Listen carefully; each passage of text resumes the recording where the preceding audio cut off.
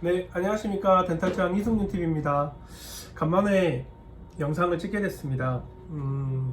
병원을 새로 이번에 코로나가 여전히 기승을 부리고 있는 가운데 병원에 대해서 이런저런 신경 써야 될 일이 있다 보니까 간만에 좀 게으름도 피우게 되고 유튜브를 좀 소홀하게 됐는데 그동안 꾸준히 많은 분들이 질문을 올려주셨고 질문에 대한 답글도 하려고 노력을 했습니다.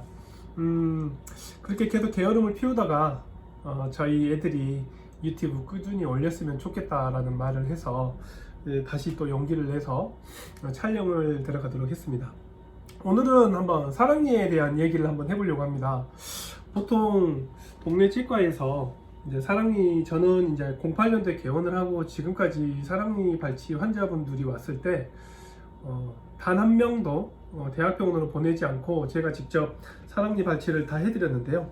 그 사랑니 발치를 하면서 환자분들이 많이 물어보시는 내용도 있고 공통적으로 궁금해하시는 사항들이라든지 사랑니를 뽑는 분들한테 그리고 사랑니를 뽑으시려고 가까운 치과에 가시는 분들한테 참고할 만한 좀 알고 가셨으면 좋을 만한 내용들을 한번 질문을 추려서 한번 얘기를 해보려고 합니다. 그러면 내용을 한번 들어가 보실까요?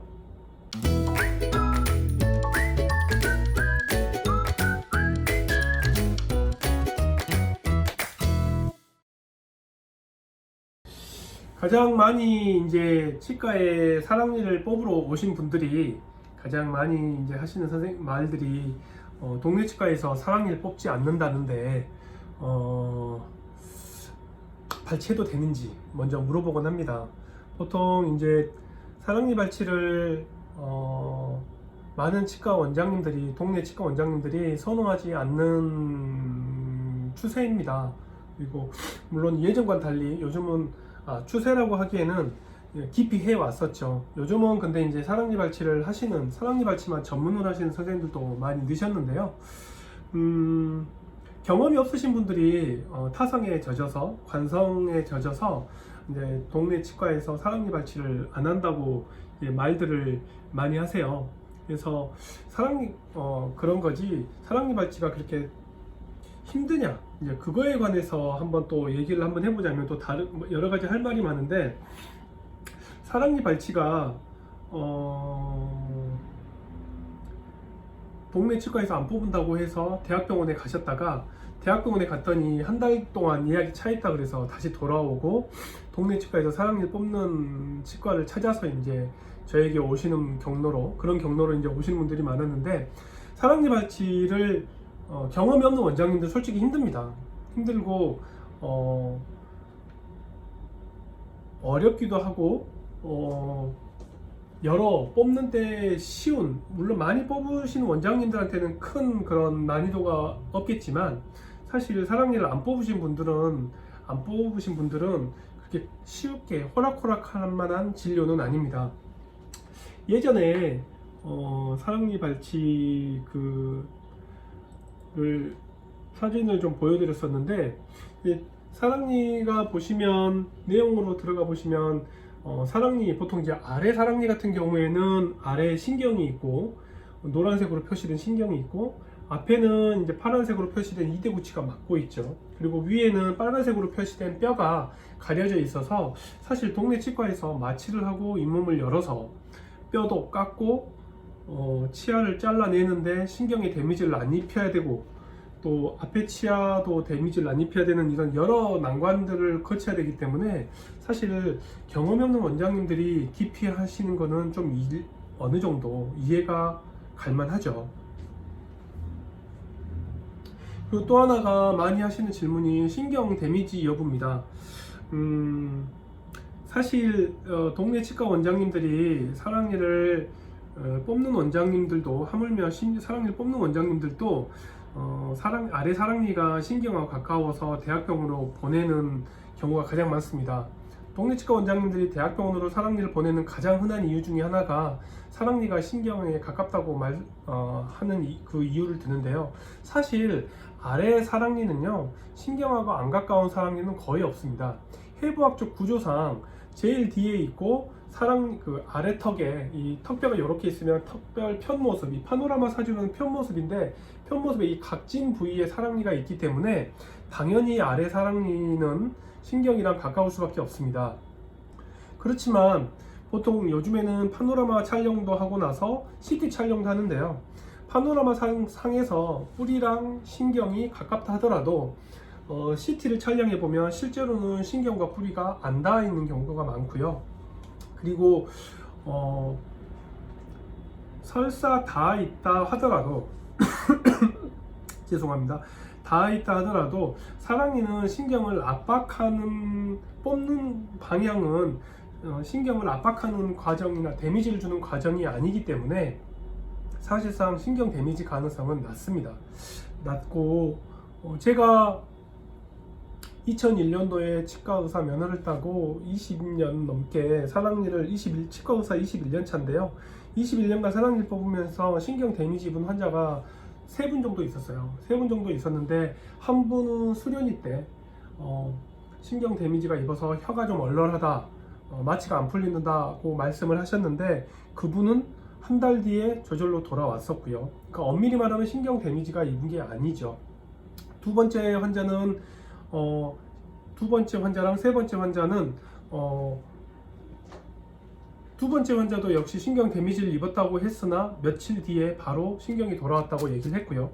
세 번째 환자가 좀 특이했는데 마취가 풀리고 나서 3일간은 괜찮았다가 3일째부터 한 4일째부터 갑자기 얼얼하고 마취가 덜 풀린다는 느낌이 생겼다고 해요. 저도 사실 그런 경우는 처음에서 좀 당황스럽긴 했는데 그런 경우는 사랑니를 뽑고 나서 사랑니를 뽑고 나서 위에 부위를 잇몸을 꼬매잖아요. 꼬매있는데 위에가 너무 빨리 아물고 안에서 뼈에서 사랑니를 뽑은 그 뼈에서는 피가 계속 나다 보니까 그 피가 아주 일시적으로 신경을 압박해서 생긴 현상이지 않을까라고 예측을 했습니다. 그분은 1, 2주 동안 저희 치과에 정기적으로 내원을 하시다가 지금은 내원을 하지 않으신데요. 아마도 대개 20년간 경험에 따르면 내원을 하지 않는 걸로 봐서는 신경이 아마 돌아왔을 거라고 사료가 됩니다. 그리고 그 다음으로 또 많이 주시는 질문이 사랑니 뽑을 때 많이 아프시냐고 묻는데요.